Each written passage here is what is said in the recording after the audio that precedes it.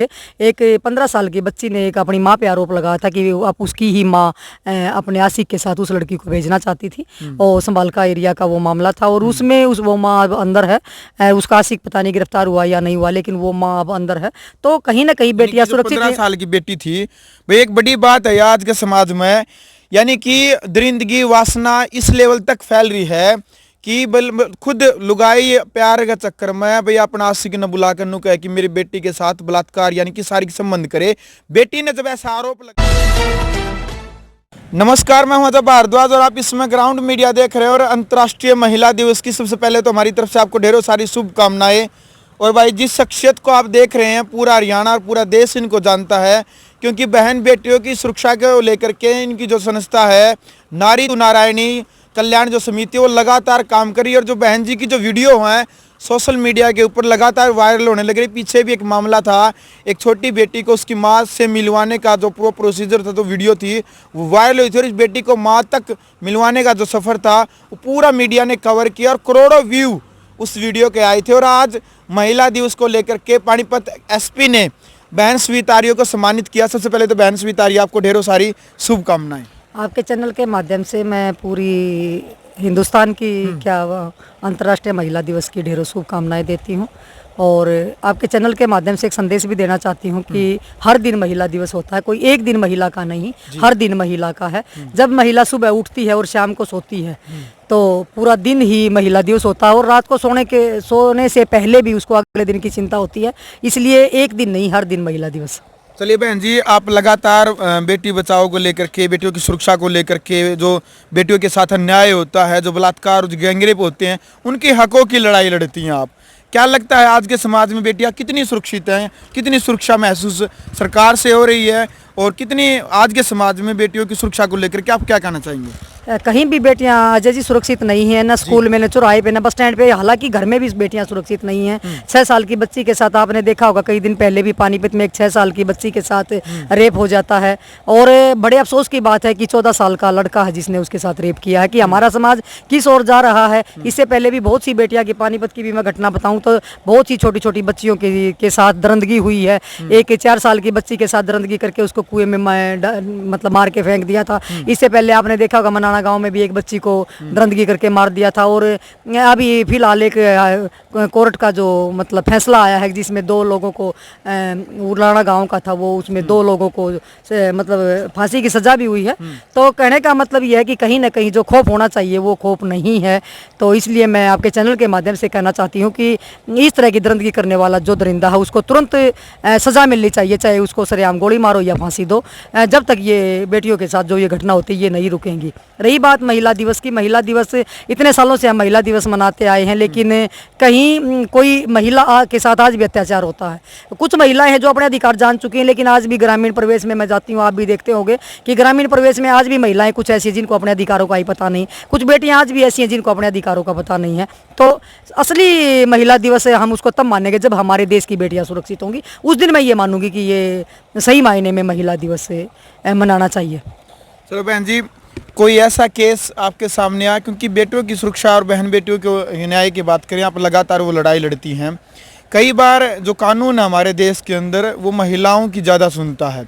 कोई ऐसा कोई केस आया कि किसी लड़की ने जानबूझ करके किसी लड़के के ऊपर अत्याचार किया हो, फिर आपने लड़के की सुरक्षा की हो और कानून की आड़ में लड़की ने उसके ऊपर अत्याचार किया, टॉर्चर किया, उसको ब्लैकमेल किया हो, आपने उसकी सुरक्षा के लिए, आप उसकी न्याय की लड़ाई के लिए आप खड़ी हुई हो? आपने अजय जी एक आपने जींद में भी एक, सबसे पहले जब हम जींद में एक केस में आए थे, आपसे ने पहला इंटरव्यू दिखाया था 12 लोगों के ऊपर, जब उस टाइम पर रेप का मुकदमा, झूठा मुकदमा दर्ज था। और वो मुकदमा आपने भी पता है कि हमने वो कैंसिल भी करवाया था और उस महिला को हनी ट्रैप में अंदर भी मतलब करवाया था। वो आज शायद जमानत पे है। और पानीपत में भी बहुत सी महिलाएं हैं जिन्होंने झूठे आरोप लगाए हैं, तो हमने उनको खुद सजा दिलवाई है। चलिए, अच्छा ये बताइए, आपने जो पूरा जो आंकलन किया है, जो गैंगरेप पर जो बलात्कार हो रहे हैं लगातार हर मतलब महीने अखबारों की सुर्खियां बनते कि आज 6 साल की बेटी के साथ दरिंदगी हुई, आज 14 साल की बेटी के साथ, आज 10 साल की बेटी के साथ। कहीं चाचा दोषी पाता तो कहीं चाचा का लड़का मिलता, कहीं मामा का लड़का, कहीं बुआ का लड़का। तो किस प्रकार से जो बलात्कार बहन बेटियों के साथ लगातार होते जाने लग रहे हैं, इनके ऊपर कैसे लगाम लगाई जा सकती है? संस्कार या सरकार, फिर किस तरह आप इसमें तो सबसे पहले तो मैं ये कहती हूँ कि ये मानसिकता जो है वो संस्कार है जो कहीं ना कहीं खत्म हो चुके हैं। और मैं आपको एक और मैं मामला बताती हूँ, ये आप भी शायद चौंक जाओगे सुन के। एक 15 साल की बच्ची ने एक अपनी माँ पे आरोप लगाया था कि आप उसकी ही माँ अपने आशिक के साथ उस लड़की को भेजना चाहती थी, और संभालका एरिया का वो मामला था। और उसमें वो माँ अब अंदर है, उसका आशिक पता नहीं गिरफ्तार हुआ या नहीं हुआ, लेकिन वो माँ अब अंदर है। तो कहीं ना कहीं बेटियां सुरक्षित 15 साल की बेटी थी, भाई एक बड़ी बात है आज के समाज में। यानी कि दरिंदगी वासना इस लेवल तक फैल रही है कि खुद लुगाई प्यार के चक्कर में भाई अपना आशिक न बुलाकर नु कहे कि मेरी बेटी के साथ बलात्कार यानी कि शारीरिक संबंध करे। बेटी ने जब ऐसा आरोप लगाया तो भाई कहाँ की वो माँ होगी, मतलब राक्षस प्रवृत्ति और हैवानियत हम यहाँ पर कहेंगे। मतलब वही तो मैं बताना चाह रही हूँ कि कहाँ बेटियां सुरक्षित हैं। पहले गर्भ में मार दिया जाता था, पैदा करके बेटियों को मारते हैं। और कहीं ना कहीं इस तरह की महिलाएं जो हो हमारे समाज को कलंकित करती हैं, महिलाओं को भी कलंकित करती हैं। जब अपनी ही बेटी, वो कहाँ सुरक्षित रहेगी? माँ बेटी का सुरक्षा कवच होती है, और बेटी माँ के पास ही सुरक्षित नहीं तो कहाँ सुरक्षित रहेगी। और आपने पीछे भी एक मामला देखा होगा कि वैसे तो बहुत सारे मामले ऐसे हैं कि जो नवजात बच्ची को पैदा करके अपनी मतलब भूख मिटाने के लिए शारीरिक संबंध बनाते हैं लड़का लड़की, और उसके बाद फिर जब शादी नहीं हो पाती, उससे पहले बच्चे को जन्म दे देते हैं तो उसको मरने के लिए फेंक देते हैं। आपने देखा होगा कि पीछे पानीपत में एक ऐसा ही मामला आया था, 12 फुट ऊंची छत से एक महिला ने अपनी बेटी को जन्म देके ऊपर से फेंक दिया था, और क्योंकि अपना पाप छुपाने के लिए। उसके बाद तो उनकी शादी हुई है। लेकिन मेरा कहने का मतलब ये है कि अगर कोई बेटी अगर किसी गलती हो जाती है, या दोनों ऐसी कोई गलती कर देते हैं, तो या तो वो शादी कर लो, वो बाद में भी तो करी, और पहले शादी कर लो। और शादी अगर आपकी उस बच्चे का क्या कसूर है? और अगर मान लिया समाज के सामने अगर महिला ने आना, तो उसको कमज़ोर नहीं होना चाहिए, उन्हें समाज में सबके सामने आना चाहिए, और उस दरिंदे को भी सजा दिलवानी चाहिए जिसने वो पाप किया है। तो उसके पाप की भागीदार अकेली महिला क्यों बनती है? उसको भी पाप का भागीदार जो है जिसने वो पाप किया, उसको दरिंदे को सामने लाए और उसको सजा दिलवानी चाहिए। नहीं तो वो शादी करेगा, शादी नहीं करेगा तो वो अंदर जाए जेल में।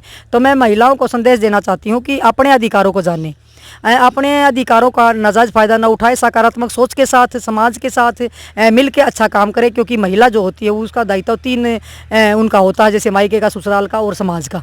एक महिला एक ऐसी होती है जो अपने घर को अच्छे तरीके से चला सकती है, अपने बच्चों की अच्छी परवरिश कर सकती है, अपने बच्चों में अच्छे संस्कार डाल सकती है, कि माँ से बड़ा कोई गुरु नहीं होता। एक माँ ही ऐसी होती है जो अपने बच्चे के अंदर अच्छे संस्कार डाल सकती है। लेकिन माँ ही अगर कोई गलत करती है तो अपने बच्चों में क्या संस्कार देगी?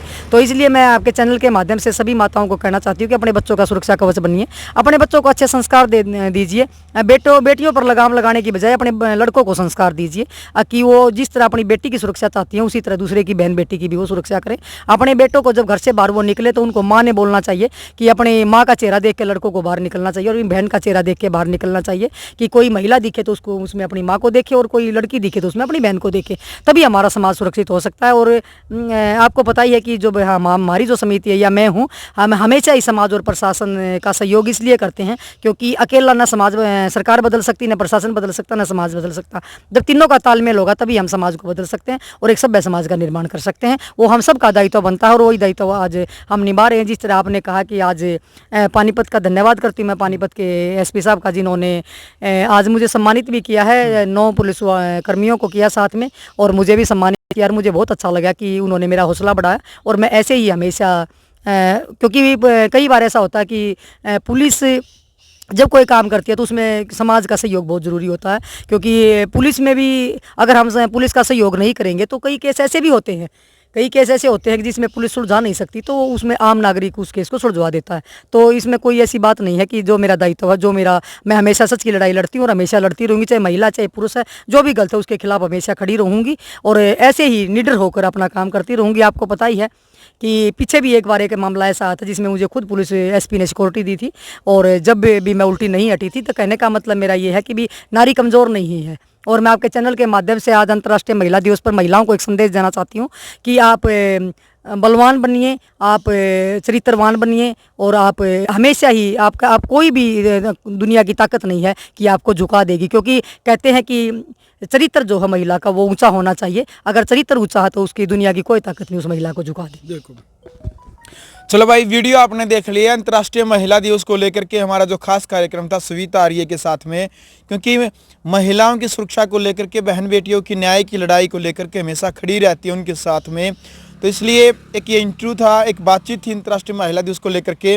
अब आपने क्या कहना है महिलाओं की सुरक्षा को लेकर के और बहन बेटियों के विकास को लेकर के, आगे किस प्रकार से वो बढ़ सकती है, अपनी रक्षा कैसे कर सकती है। और बहन ने बताया कि हमेशा बहन बेटियों को भी और भाइयों को भी चरित्रवान बनना चाहिए, क्योंकि उन्हीं लोगों ने इतिहास रचा है जिन लोगों ने अपना चरित्र, यानी कि जो चरित्रवान बने हैं उन लोगों ने अपना इतिहास रचा है। चरित्रहीन व्यक्ति कभी इतिहास नहीं रच सकता। आदर्श केवल चरित्रवान लोगों को ही माना जाता है, उन्हीं को पूजा जाता है। तो वीडियो कैसी लगी कमेंट बॉक्स में आप अपनी राय रखें। वीडियो अच्छी लगी तो वीडियो को शेयर करें। यदि चैनल आपने अभी तक सब्सक्राइब नहीं किया तो चैनल को सब्सक्राइब करके बेल आइकन दबाएं। ग्राउंड मीडिया के लिए अपने कैमरा शो की इंतजार के साथ मैं जब भारद्वाज। राष्ट्र निर्माण की जानकारी के लिए ग्राउंड मीडिया चैनल को सब्सक्राइब करें और शेयर करें।